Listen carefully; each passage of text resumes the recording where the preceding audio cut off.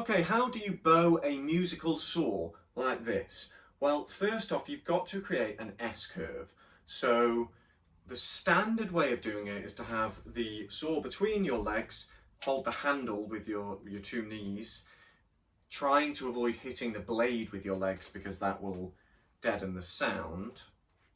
And then push with your thumb of your left hand away from you, and then push back with your two fingers against the pressure that you've just placed with your thumb, and that creates what we call an S-curve because it bends one way and then it bends the other way.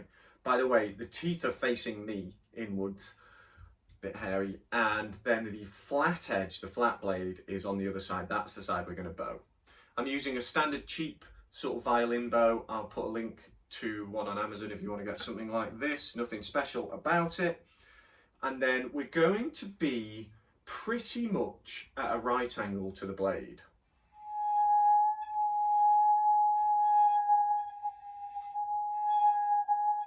I'm not pressing particularly hard. If I press harder, it'll get harsh and then the sound will disappear. If I'm too gentle, it won't make a sound at all. So it's about trying to find that perfect balance for you. There's also a sweet spot, and this is massively crucial, in terms of the length of the saw. So if I bow too high up, no sound. If I bow too low, not really a sound either. So got to find that place in the middle. Find that place in the middle where it will resonate.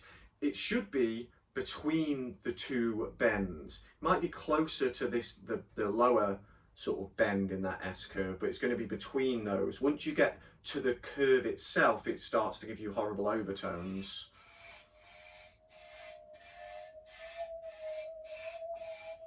Well, it's not really even doing that. And then once you get down to this one,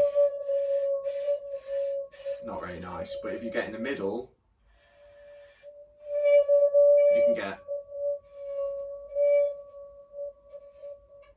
a sweeter sound. Much better players than me can make it sound like a violin or like the human voice. You can make it really, really beautiful if you're a better player than me. Technically, when I'm bowing, I am doing a slightly different bow on the downstroke from the upstroke. So if I bow downwards, I'm putting a little bit of an angle so that I hit kind of the far side of the blade. It just makes it a smoother glide. And then when I'm coming back this way with an upstroke, there's a little bit of an angle this way. I'm kind of exaggerating it for this demo, but it's not quite straight like this. Anyway, I hope that gets you started with your bowing action for playing the musical saw.